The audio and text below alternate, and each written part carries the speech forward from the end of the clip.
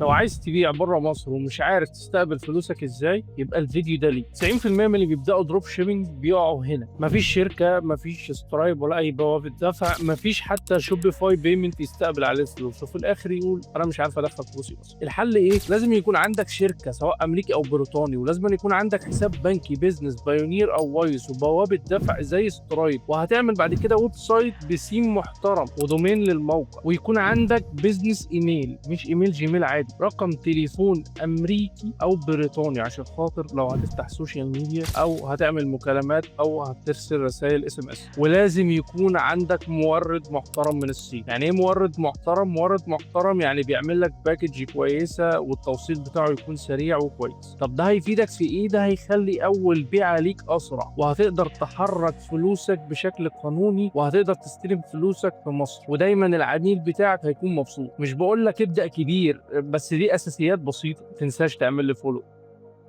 سلام.